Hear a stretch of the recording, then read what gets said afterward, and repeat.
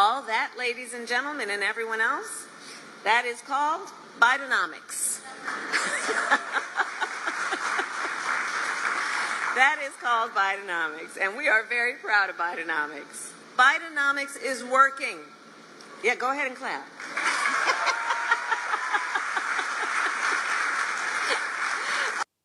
All that, ladies and gentlemen, and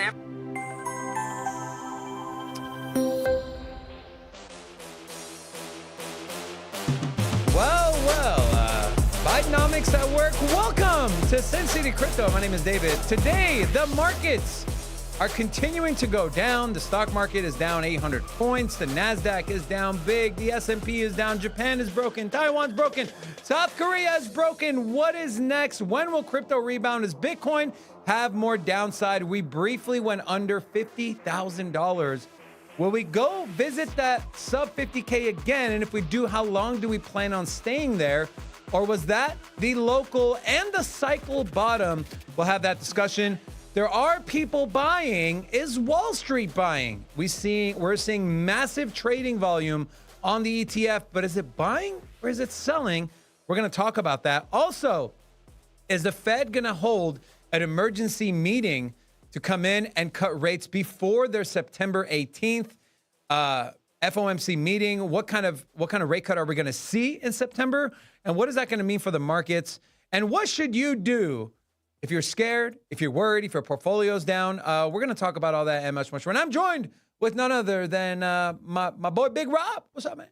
Hola! It's your boy, Big Rob, back in the house. Welcome to Sin City Crypto. If it's your first time checking us out, we're the entertainment-focused cryptocurrency channel where we take old, boring, and stale, caught-on-fire portfolio. We repackage that thing up in a fun and sexy way. Your name is not Big Rob today. It's Big Red. Yeah, Big Red, huh? Yeah.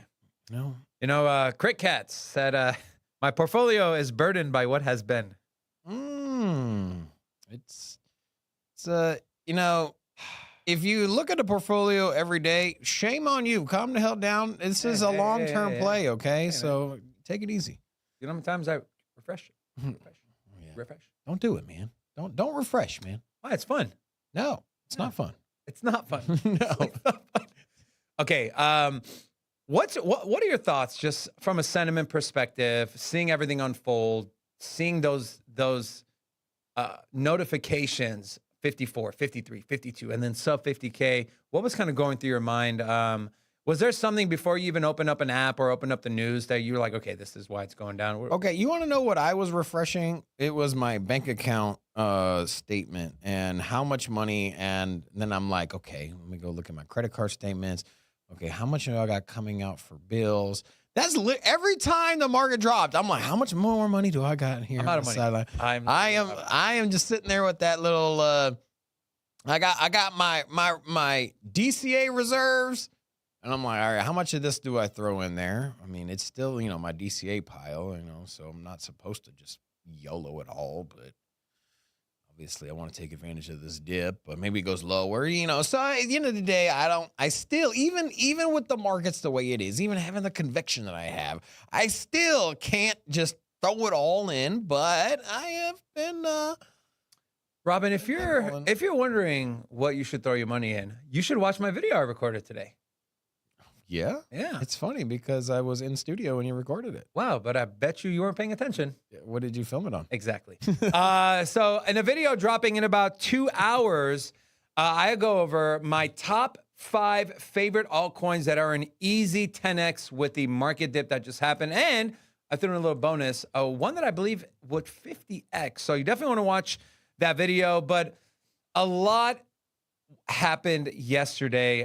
Let's kind of talk about it. Well, let's take a look at the price action here. So Bitcoin has rebounded, is on the brink of breaking $55,000.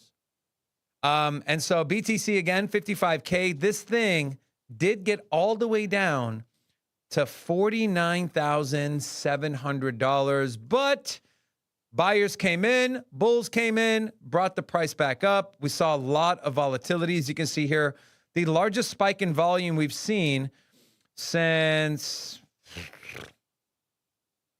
November of 2022. the largest spike in volume we've seen since November of 2022. And if you guys don't have good long-term memory, what happened in November of 2022, Robin? FTX. FTX. Oh, Jesus Christ. This is about as red as hell. Now, are we in hell? No. Gee, holy shit, that's super red. So now that we know, like, Bitcoin has rebounded, right? 49.5. It's knocking on the door at 55K. Are you confident in the way Bitcoin's price has reacted so far? Are you surprised? Are you happy with it? Did you think it was going to bounce more? Where are you right now with what has transpired, unburdened by what is going to be? I am not in the slightest concerned at all. Not an ounce of being scared. Nope. Not even this much. Nope. Not at all. And why is that? Because the projects that I'm in, I have very solid conviction, and I am not in any plays that I am looking to exit within the next, say, 3 to 8 months. Right? There's nothing in my portfolio where I'm like, oh my God, I needed to get out tomorrow, and then the crash happened. Right? And so if you're in solid projects with good fundamentals that have been around for a while, perhaps, yes, you're missing out on the 100Xs in the short time period. Yes, you might have seen your friends all of a sudden crush it on the next meme coin. But at the end of the day, my projects, Bitcoin, Ethereum, Cardano, what other tokens am I holding here? Caspa, ICP, Hedera. You know the ones that the channel's a big fan of. And so for that, and Mina Protocol, I don't know where the hell that thing's at. I haven't looked at Mina Probably Protocol. outside the top 100. Yeah. Oh, it is outside the top 100. Yeah. I mean, and so, yeah, Mina Protocol 108. And so for me, and this is kind of like one of my more degen plays, but even then it's still, relatively a solid project. Now, I just look at this as, hey, we are on our final pullback before you get to the next, the parabolic run up in the bull market, right? We saw it in 2020 or 2021, 2020, where you had the COVID scare. We went from that $10,000, $8,000 to $10,000 Bitcoin range. We were coming out of a bear market. We'd spent 2018 to 2019 really just in the depths of the bear market. And then we started catching some steam. We got to that $10,000 Bitcoin. This is back in 2020. Remember, everyone thought that Bitcoin was dead. And then it got to $10,000. And everyone's like, yes, we're back, baby. We're back. And then COVID happened. The shutdown happened. Bitcoin dropped down to $3,000. It was at a lower level than it was in 2018. We were sitting here like, oh man, we were doing so good. That was real panic. We were doing so good, like we were coming out of the bear market, and then COVID happened, and everything was lining up. Everything was lining up, man. Everything was freaking perfect. We were post-halving. Everything was so perfect, and then damn you, COVID. But what happened after COVID? What happened after that $3,000? We were $3,000 to $60,000, bro. And we shot up from three. We shot up to three. We bounced up past the COVID crash less than 2 months later. 7 weeks later, we had already regained all that losses. And then from that point on, from the 8,000, we ran up to 20,000 over the next 2 months. So we're right par for the course, right? It's the last correction. This is literally the last correction before the parabolic run up. And so if you are selling, you're a damn fool. This is literally there's a relay race. Your fastest runner is the last runner. You know how that works. The fastest runner is the last one. It's the relay race. You pass in the baton to the final runner. That's it. You're gassed out. The fourth person's up. Relay race. Fastest person. Give them the baton now. It's off to the races. Let's finish this damn thing off. Don't quit the race now. Have you ever heard of a hot dog relay? So in track and field, you have usually the big guys do like shot put and discus. So they also have a fun relay called the hot dog relay. I was in the hot dog relay, and I was the fourth guy running it. I won it for us, Palo Verde High School, 2006. I get a round of applause. Yeah, No. he doesn't care about me. Rocco doesn't. The hot dog. Relay. You know what was worse than Bitcoin's drop, Robin? Okay. I want you to look at this candle, okay? You see this candle right here? This is an 8% candle. You know what the problem is? This is on the 1 minute chart. And this is Ethereum. Ethereum dropped 8% in 1 single minute. 1 single minute down 8%. Price did rally over the next few minutes and then chop, chop, chop, down, down, down. We did, let me zoom out to the 4 hour here. ETH did get, where did you go, Ethereum? There you are. ETH did get all the way down to $2,100. $2,100. You would currently, if you bought that bottom, you'd be up 15% already. This is the beauty of crypto, guys. And if this is your first cycle, I want you to pay attention. Crypto is very volatile. Yes. It's very leveraged. Yes. We do get these flushes. Yes. But guess what? When the playing field is level and we have recession, we have geopolitical tensions, we have World War III, everyone's freaking out, everything is going down with the exception of maybe gold. Guess what industry bounces back the fastest and the hardest? It is a crypto industry. In a matter of a day, Ethereum has regained 15% of its loss that it had yesterday. The big loss, down to its bottom, up 15% from its bottom. Bitcoin got down to 49.5 at $55,000. What is the stock market doing? What is the Dow Jones doing? What is Apple doing? What is Nvidia doing? Are they up 15%? No. There is one stock or one sector that is up in the traditional markets, that is defense contractors. Shocker, right? Lockheed Martin's up like 8%. So you are in the right space. You just want to make sure that if we are going into a recession, there is geopolitical tensions. You want to be in solid projects. You do not want to be in meme coins. And this is coming from someone who's pretty open and invested in meme coins. Do not want to be holding meme coins if we do get into a deep recession. Just saying. And then let's take a look at the, well, before I move on, I want to give a big shout out to the first channel sponsor for today, which is Seed Hunter.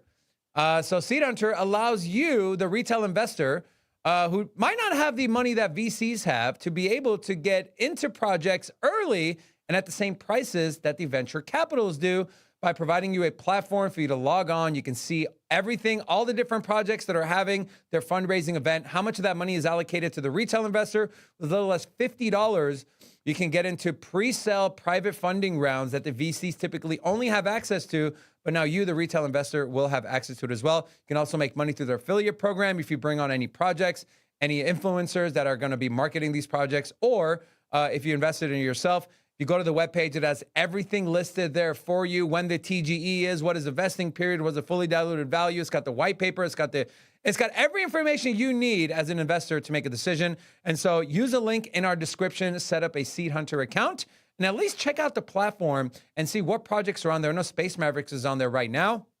They're over 50% in their funding. And so this is a great way to allow for the average person like me and you to be able to get the same 100 to 500 X's that venture capitals do if they hit on one big project. Now, it wasn't just crypto, right? We saw what started this all off was Japan, okay?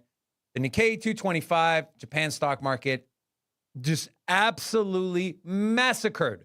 The yen, free fall, Japanese markets, free fall, circuit breaker like 10 times. And then it kind of bled into the market. So let's start with here in the U.S. We take a look here from the Kobe AC letter. The NASDAQ 100 index is now trading below 18,000 and just 6.5% from entering bear market territory. Exactly 18 trading days ago, the index was trading at new all-time highs.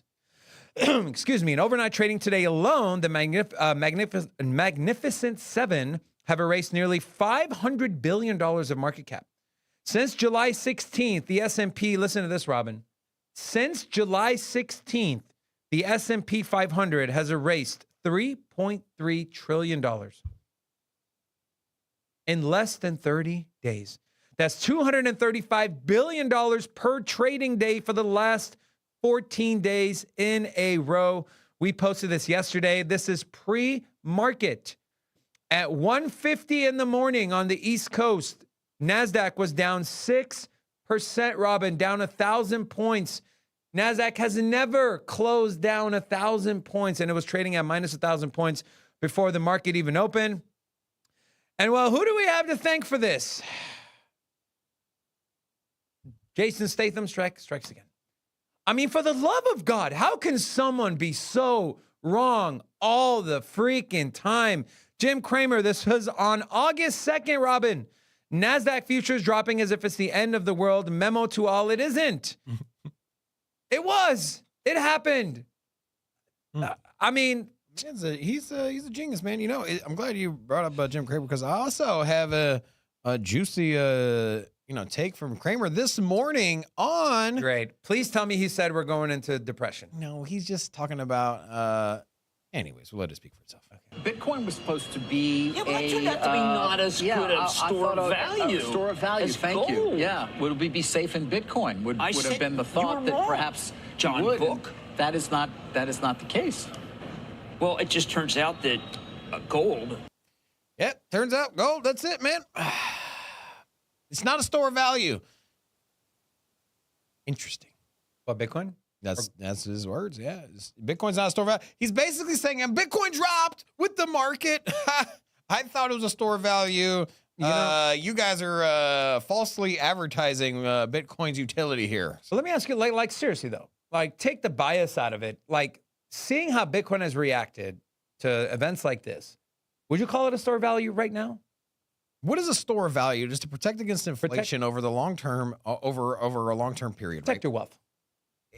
Wealth. To me, when I think store of value, I think protecting my wealth. Okay. Well, what is wealth? Wealth is your long-term your long-term accumulation, right? What you have in your wallet, your checking account is not your wealth, right? That's your spending power, right? That's your money. That's your bills. That's what you have, right? Am I wrong or am I right? You're right. Yeah. So your wealth is your long-term play, right? And so when gauged against inflation, when gauged against the dollar, when you look at Bitcoin, it is a store of value. And if you look at these very, very, very, very minute time windows on, say, an 8 to 10 hour time scale, and you say, hey, look, Bitcoin sold off and so did the markets. But let's zoom out. Let's look at the dollar versus Bitcoin on the 1 year. Let's look at the dollar versus Bitcoin on the 2 year. Let's look at the dollar versus Bitcoin on the 10 year. And that, my friends, is a store of value. Even if you are a fan of gold, to simply look at gold and say, hey, the markets went down and gold's price went down 5%. So it isn't a store of value. That is foolish. You can look at how much gold has appreciated in value versus the dollar since the 1970s. It's absolutely astonishing. Since the 30s, astonishing.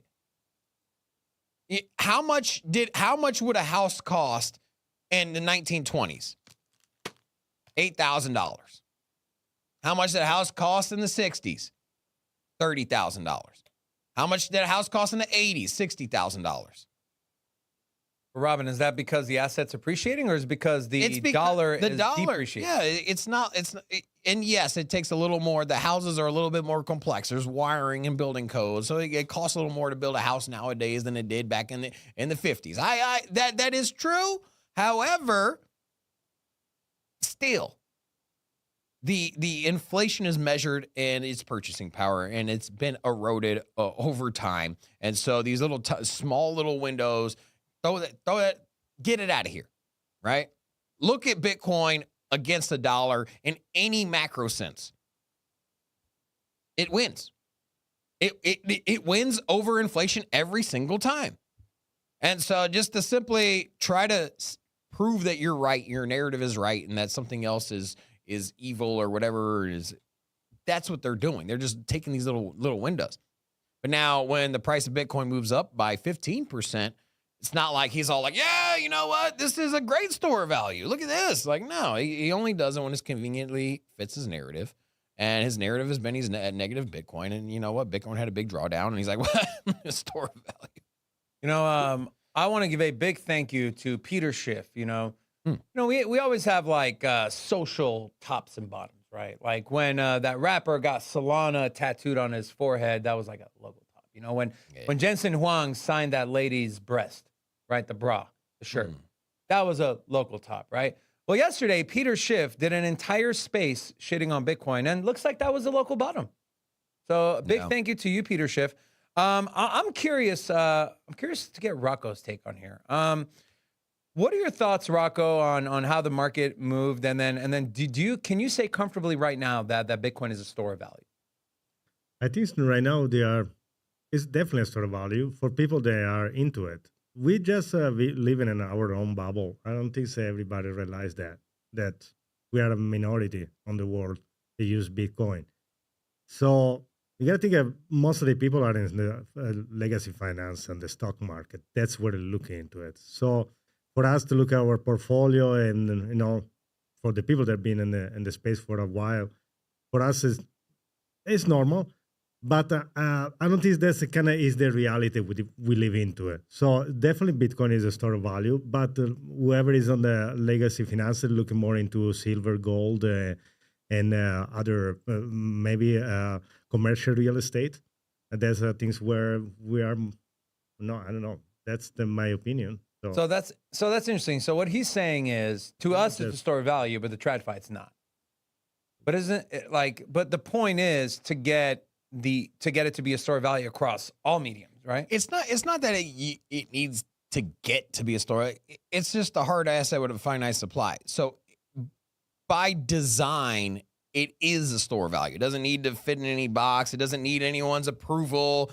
It's the same as anything that has a finite supply that's a desirable asset. You can look at art or collectibles or, perhaps like rare Mustangs or Corvettes or some kind of car, collectibles, trading car, whatever is of limited supply and has a high demand is going to incur more and more money as your purchasing power goes down, right? And so we understand if there's only 10 of the 1960s Shelby Mustang and it's highly desirable by all these different millionaires, the price is going to get bidded up. And is it a store of value by nature? No. Somebody built it and they were like, hey, you know what? This is going to be a car. It's a sports car, whatever it is. But it ends up being a store of value just because of the supply and demand economics. That's a good analogy. And so I think that's a really good analogy. With Bitcoin, it's the same thing. There's only so much to go around. A lot of people want it. And perhaps it was designed to be a peer-to-peer transfer, electronic payment. What ends DeFi ends up being a store of value just because there's not so much of it around. And so it doesn't matter what TradFi wants it to be. It doesn't matter what Jim Cramer says it is or isn't or whatever it is. At the end of the day, there's not a lot of it to go around and a lot of people want it, so the price goes up. That's just how this world works. Supply and demand. And so whether or not you want to sit here on Twitter and have beef with other people and be like, well, it's a store of value. No, it's also utility. Like at the end of the day, it doesn't matter. There's not a lot of it. People want it. The market That's decides. it. The market decides. Exactly that. And so, you can sit here and say, I don't like the color yellow. Gold is ugly. I actually like the color yellow. But you know what I'm saying? Like, I don't like the color yellow. Gold is ugly. It doesn't matter what you think. It doesn't matter. You know what I mean? Like, well, it's a soft metal. You can't really build much stuff out of it because it's very malleable. It's not very durable. Like, you can sit here and throw all the hate you want at gold, but at the end of the day, there's not a lot of it and people want it. So that's it. So you can hate on Bitcoin. Doesn't matter. There's not a lot of it. People want it. So if you take yourself out of it, if you're like, I don't like the Bitcoin maxis, they annoy me. They're annoying. But at the end of the day, I realize that a lot of people want Bitcoin. There's not a lot of it. And I like to make money. So in that case, I buy it now. I know somebody else is going to pay more for it later. And so for that reason, it's going to increase in value. It's a great store of value. But you got to zoom out, have a longer time horizon. Big shout out. We have a couple of things. We have one, Trevor joined the Center community. He became a paid member. Trevor, thank you. Appreciate it. Also, big shout out to Destroyer, been a whale member for 25 months. So over 2 years. And also, he literally looks like a destroyer. Yeah, the dude is jacked. And also, he also bought tickets with our link. He did. To the Vegas Bitcoin convention, May of next year, 27th to 29th. How are we going to fund all this, by the way? Yeah, It's going to be expensive. So big shout out to Destroyer. Also, if you haven't had a chance to buy your tickets, use our discount code, 10% off, and come party with us in Vegas. This is gonna be like if you've never been to a crypto convention, now is the time. It's gonna be in Vegas. We're gonna have a meetup. We're gonna have a mansion. Come visit the studio. Use our link. We're also gonna throw your names in a. And at the end of the show is like a little, hey, who's attending VR links.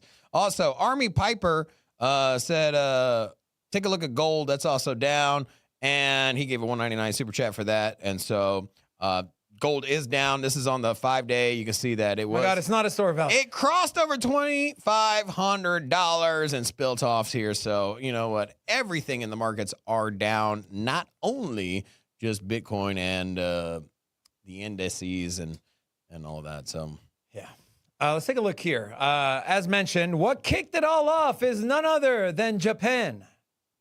Konnichiwa. Does that mean bad Japan? move on. Rocco was actually looking at Japanese translations earlier. Yeah. If you guys want to go. So, biggest two-day drop for the Japanese market in history, surpassing Black Monday, where the Nikkei dropped 22% in one day, the largest point drop yesterday ever for Japan. You can see here this chart going all the way back to 1985. Absolutely insane. The yen has been crashing, and this thing spread like wildfire. South Korea halted trading at their exchange as the exchange plunged 8%, triggering a trading halt as the market rout intensifies. You had Taiwan. Their index plunged 8.4% in the worst day on record. You talk about blood on the streets, blood on continents, blood in countries, blood everywhere in a stunning market collapse. Taiwan's benchmark index has closed down a staggering 8.4%. The dramatic decline, which includes some of Taiwan's largest tech companies, highlights the intensity of the selling pressure gripping global markets. And then this, the biggest indicator here is the VIX. The VIX has increased by 88% over the past 3 weeks, the 15th largest 3-week spike ever. Here's interesting from Charlie Bilello, Robin. Pay attention to this. Here's a look at how the S&P has fared following big VIX spikes in the past.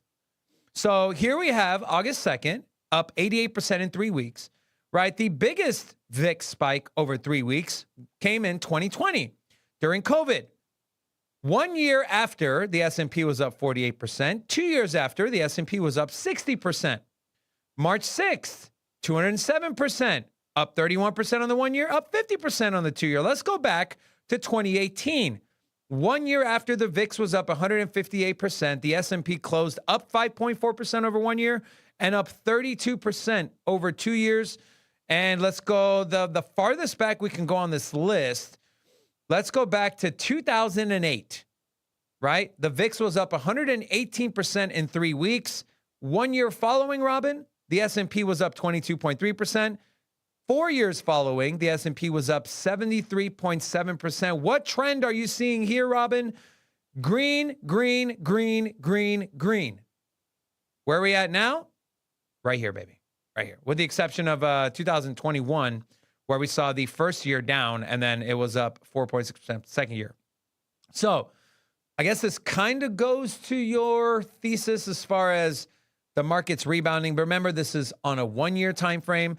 A lot of analysts forecast and say, look, the way to figure out the markets are about to tank is if VIX starts to go up. And the way you figure out if a bottom has been formed is if the VIX starts to come down. So we're paying attention to the VIX, the volume index measuring the volume of the stock market. So any thoughts or anything you want to say on this right here? All right, so there's this interesting index called the Stripper Index. And so the strippers can apparently better forecast the market than your finance bro. Now, so this has been very interesting. And here in Las Vegas, I have recently visited a strip club, and they had Very long lines. It was packed to the brim. And you know what? The business is thriving. And through recessionary periods, you know you're coming out when people start spending money frivolously again. And here, quote from I'm just going to read this one. Sex work has survived through every war, recession, discipline, decline of empires, and point out that strip clubs have been an operative tool for business people and not only a source of sensible entertainment. And so I say to you here in Sin City, in the land of Las Vegas, the home of the largest strip club, just down the street, not too far from here, business is good, it's thriving. And so I have no economic worries. And the indicator that I need was thrown in my face yesterday. So there you go. You are such a.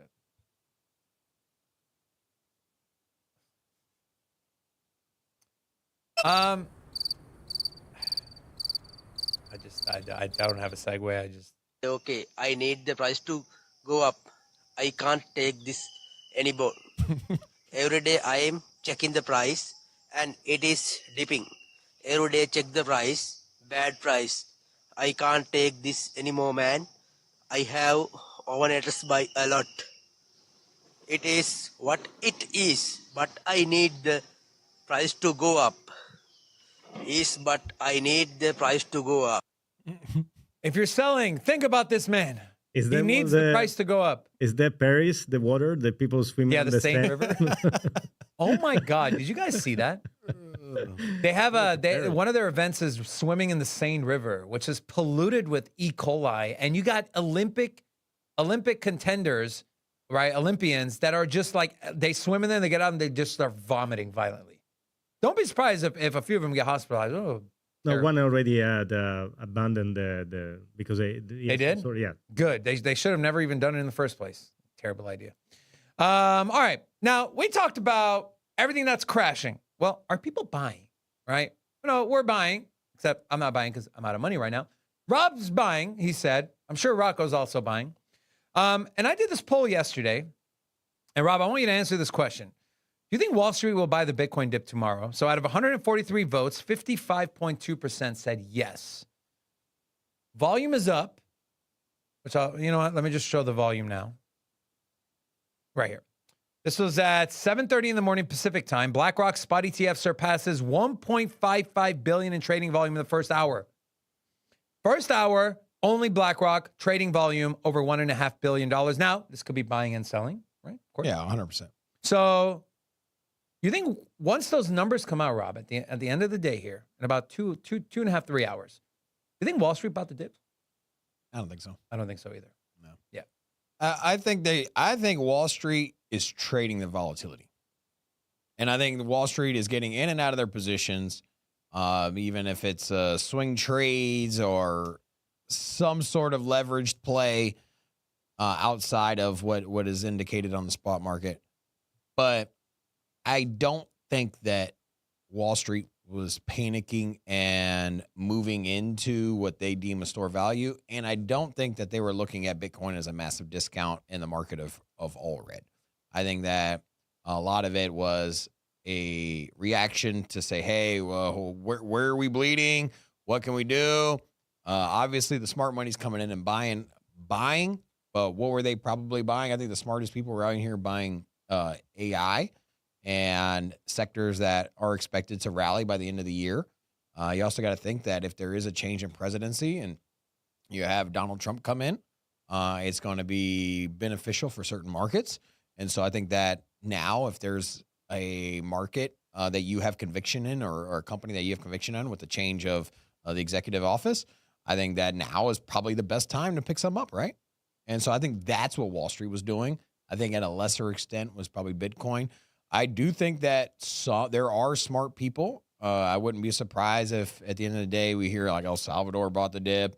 Wouldn't be surprised to see if MicroStrategy, picks up some more Bitcoin up at these prices. And so now what do you got?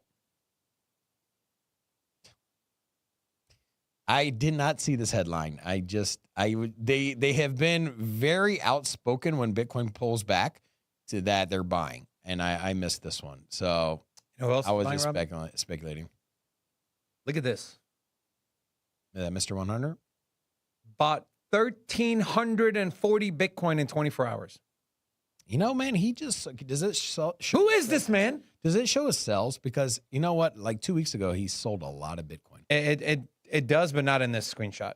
But Yeah, it was about 2 weeks ago. I saw he sold 3 times, and I was like, man, the last time he did this was right when we had topped out before, like a month ago. And he had sold when we were at 70, and it pulled back all the way down to 60. And I was like, man, this guy really has a good beat on the market. And I should have taken more context out of it, but he had sold in the last like 10 days. And he just bought damn near 1,500 Bitcoin. Jeez. Pretty insane, huh? Smart person. I'm wondering, do you have any idea on who it is yet? I mean, You think it's a company? I think it's- nation? You think it's Elizabeth individual? Elizabeth Warren. or Nancy Pelosi. Here are my top 3 guesses. Guess number 1, it's a nation state. Guess number 2, it's Michael Dell. Guess number 3, it's Jeff Bezos. Yeah. You think it could be Elon? He's pretty outspoken. I think he would. I think he would say something. I don't know, man. He got that position on Bitcoin and then announced it. Now, Yeah, but he didn't wait 6 months, right? well, he also has a publicly traded company, so he had to announce it. Right. And so, you know, So what do you think? Who do you think? there is speculation out here that Elon could be Satoshi. Now, I don't hold a lot of weight to it, He's not. but if you were to think about it in this way, let's just say Elon had the private keys. He has zero need to sell his Bitcoin, right? To sit here and say, is Satoshi alive? Is he among us walking through the crowd? It would have to be somebody that has absolutely zero need for money, right? And If Satoshi was alive, yes. if Satoshi was alive and they were walking around. And so there is only a handful of people on this planet that could have that amount of capital sitting on the side without ever needing to draw from it. And Elon is one of them. Also, Elon is well-versed in coding, and he also is well-versed in payment systems. He founded PayPal, and this was all, and he was really into the monetary system. This was way back when Bitcoin first started. You know, so when Bitcoin started kicking off, he had just got rid of PayPal, right at that same time period. So I mean, could he have transitioned from PayPal to Bitcoin and then kept his wallet? And then maybe he wanted to, he's operating US-based companies that has a lot of regulation, a lot of eyeballs, government attention. Maybe he was like, you know what? I don't really need this heat on Tesla, and I don't need this heat because, he got a lot of government subsidies for Tesla company. He also was getting government subsidies for SpaceX through NASA's programs as well. And so maybe he just decided to stay quiet and anonymous because he didn't want to jeopardize his companies. And anyways, where I'm getting at here is that dude could have bought something and been quiet about it. And I'm just saying. I want to share this. And he has the technology, he has the background to build it. I'm debating on whether to share this or not.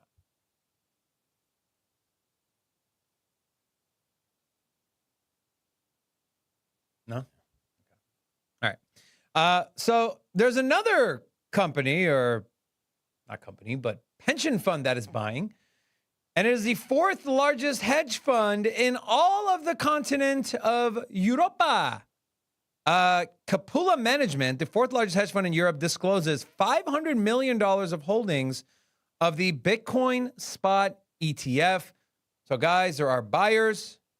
People are buying, including Mr. 100, including me, including you, including all the crazy Bitcoin maxis. And then we have nation states. Michael Saylor, again, don't forget, guys, he's trying to raise $2 billion selling stock to buy more BTC. Before we move any forward, I want to give a big thank you to our other channel sponsors today, CAMS Blue Wire Technology.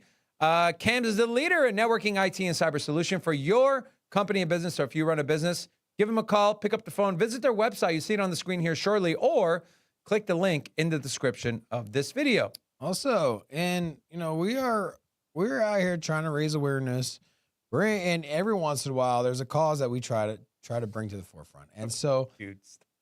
for me, sometimes you get a sad story. There's events, and, we've publicly came out and been like, hey, you know what? Somebody's in a difficult situation, and we want to help them out. And so, there's a new GoFundMe. The U.S. economy. Save the U.S. economy. What's the goal? They $35 have raised $1,985, and their goal is to raise $35 trillion to pay off their debt. So, if you'd like to donate to the U.S. economy, Robin, you know what that pay off number? their debt. You know what that number comes out to? Per American person, kids included, newborns included. So if you got a 2-month-old baby at home, this includes them as well. We're on the hook for over $106,000. If you divide the national debt into how many citizens or how many people living in the U.S. Wow. But you know what is worry about that? That somebody actually donated. I know, right? You know what? Why? That's a good question. That's a good question, Rocco. The one thing that I'm wondering about is because, I just went through some new loan applications recently. Kept pulling my credit score. And I'm just like, yeah, the country that owes $35 trillion and is massive debt is the one issuing out a credit score for me. Like, yeah, thank you. That is kind of absurd, yeah. Yeah. Well, it's not technically them, Robin. It's the credit agencies. Okay. Yeah. Some shenanigans have been happening. Take a look at this, Robin. 6 trading platforms are down due to volatility. Citi, Fidelity, E-Trade, Vanguard, TD Ameritrade, Charles Schwab. Platforms are down. How convenient, right, Robin? I mean, 1 or 2, even 2, you start to scratch your head like, what is going on? But 6. 6 of them, Fidelity, Charles Schwab, Vanguard, they're all down. This is absolute market manipulation, complete BS, which is why we choose cryptocurrency. Right on cue as well, President Biden's senior economic advisor steps down. I was like, well, that didn't work out too well. I'm just going to go ahead and retire early here. Can I still get my pension, Mr. Biden? Gene Sperling is leaving the White House, Biden's senior economic advisor. You also have this chart here from Anthony Pompliano. This is wild to see how closely tied Trump's odds of winning in the stock markets has been. Robin, there was a lot of people speculating as well. Now that Kamala Harris is the presumptive Democratic nominee, and we keep seeing polls come out and she's making up ground in the polls, people are thinking they're starting to, this is what people are saying, they're pricing in a potential Kamala win, which is kind of the chart that Anthony Pompliano was showing. Any legs to that for you? Very interesting, right? I mean, this is- sometimes they. This is pretty spot on right here. I Look was at going this to chart. say, sometimes you look at a chart and you can make the chart fit your narrative. You can just be like, that's a coincidence. But then you just think about it like, coincidences are usually more to it, right? If you're a detective in the police force, you are not allowed to believe in coincidence. That's what I'm saying. It's very, very strange. Also, Bitcoin hasn't been doing very well under the Biden administration. So Very true. I thought you were queuing something, no. looking at your computer. Oh, you want to see what I was looking? No, I don't. Okay, we're well, good. here. Yeah, let's So, you have Aiden Ross, a streamer. He gifted Donald Trump. He did an interview on Slack. What is that and dance? That's the Donald Trump. What is that? I don't know. Is this It's dance? like Yeah. you lean a shoulder down, and then you pivot the hands up and down like you're pulling levers. The levers of the economy, apparently. And so there's a bunch of these videos. Let's see. Yeah, so this is Aiden Rudd. Nothing to do with crypto today, but Not too many. but Everyone that's ever met Trump has said he's super funny. Like he's just a funny guy. I can definitely see that. yeah, so here. What do you like walking? Doesn't matter. So nothing to do with crypto, but why not? Today, let's keep it a lighthearted approach. And so he did an interview on Slack, Aiden Ross, and at the end of the That's cool. at the end of the interview, they walk Kick. Oh yeah, Say Slack. yeah, I don't know why. I said Slack. Like, Kick, yeah. So they come out and he had a car with the propped up after his assassination attempt, wrapped onto the Cybertruck. So, there you go. You know, I posted something on X and I said, what would be, drop in the comment section, how long you been in crypto? And what would be your one piece of advice for someone who this is their new first cycle? And I said that I would pick a few to share on the stream, which I'm doing right now. So this one's from Retro Mike. Said, been in crypto since March of 2014. Best advice I would give is to find a project that truly interests you. Don't just look at recent price action. Look at what problem they aim to solve. Think to yourself, is crypto blockchain really needed to do this? Great question. And evaluate the roadmap. If it's a good idea with a viable solution and it is sellable to the world, very important as well, price appreciation will come in time. We also had this from Dixie Flatline, said he's going on 5 years in crypto. DCA is key. Make a schedule and stick to it for the projects you believe in. Don't be stupid with leverage either. Verify before you buy. Also said, watch Sin City Crypto. Shout out to you, Dixie Flatline. And then finally, Matthew. Want to pick a song? Let's test. Matthew said, been investing in crypto since 2016. Advice, you don't have to make it back the way you lost it. Absolutely great advice here, Robin. I think that is such a good nugget. You don't have to make it back the way you lost it. When you exit trades, take some time to evaluate the market, roughly around 3 days before entering another position. And it's highly volatile and irrational. It can stay volatile and irrational longer than you can remain solvent. So big shout out to you. Shout out to all of you that posted your comment here. And shout out to the three that I just mentioned. What about you, Robin? What is your piece of advice? I know you've been in crypto since, I believe, 2017, 2016? Right on the same time I came in. I came in around like end of 2016. If you have been around long enough, there's times to accumulate and buy, and then there's times to sit back and enjoy the ride and receive the fruits of your labor. And for me, that is what a savvy investor does in crypto. And so if you just got exposure to crypto in 2021 and 2022, and you're looking, everything is extremely overvalued, fear and greed index is broken and way past the greed area that you would like to purchase at. And so, I mean, fear.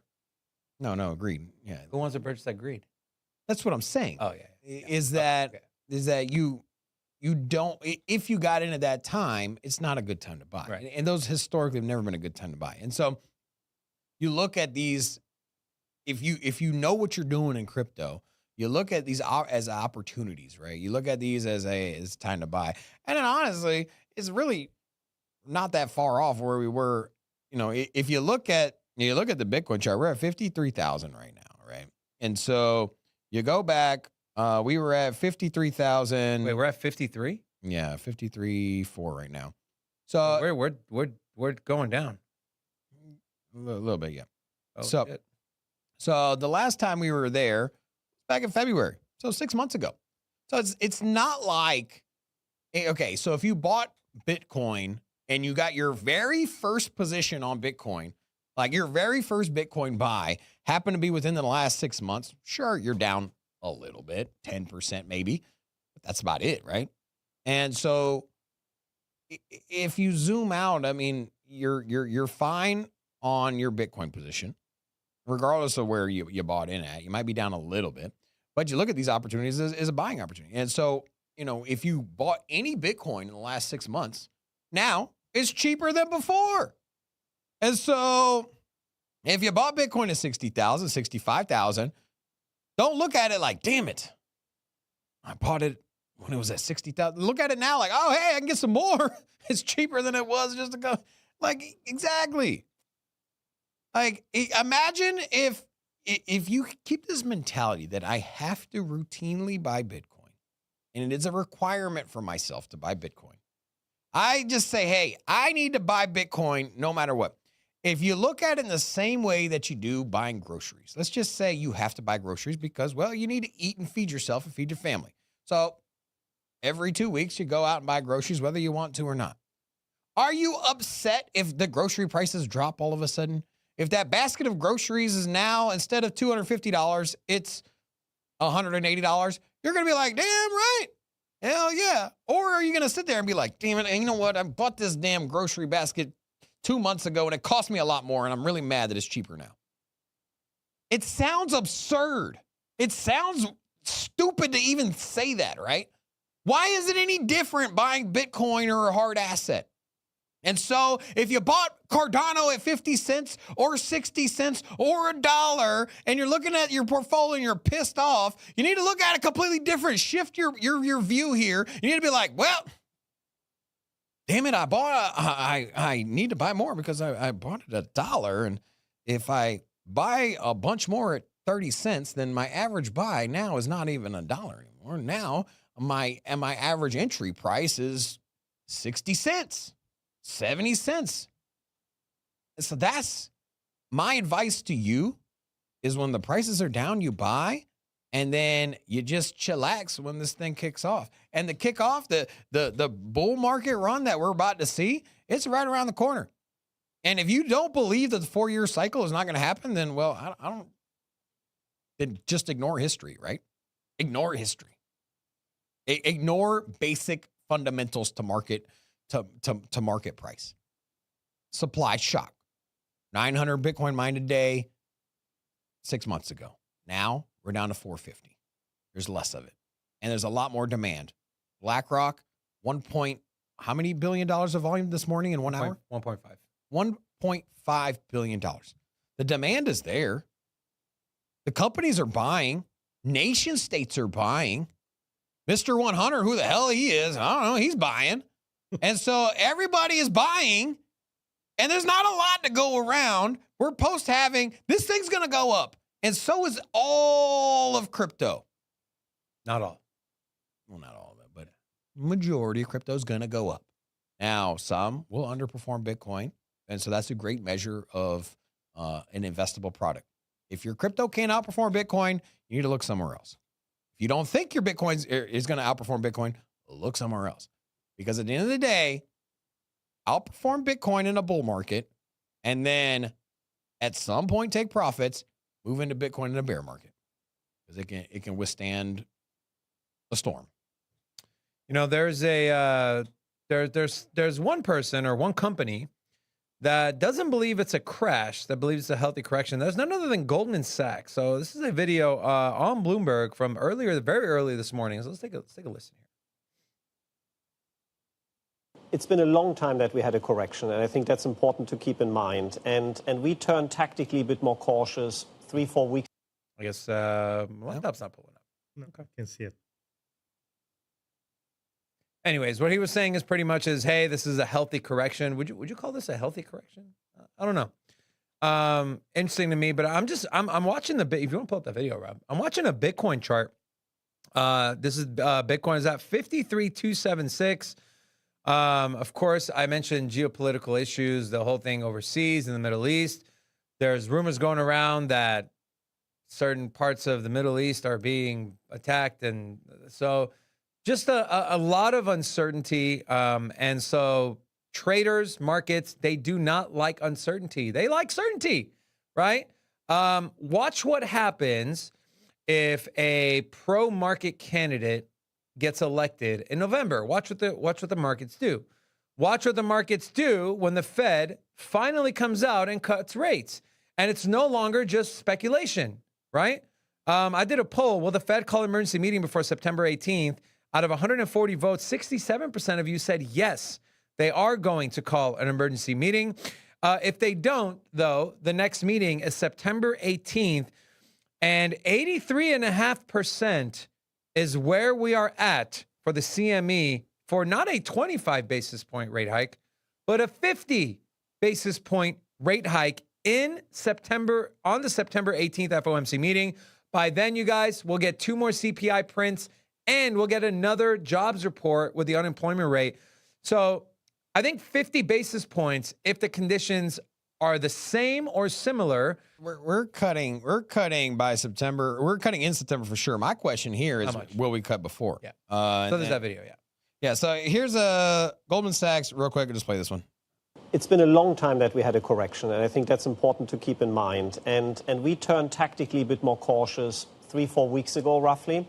And there were 3 reasons. I think the first reason was the U.S. economy and generally U.S. data has been weaker, and it's been weaker for 2 months now. This is not the first print we got. Yeah. And the market has treated that as bad news is good news. If anything, we actually saw the S&P futures positioning move more bullish in the last 2 months. So you had this disconnect. Bad news was good news, and the market was actually getting more bullish. That was the first concern we had. Eventually, the Fed buffer cannot be big enough, or the bad news becomes bad news.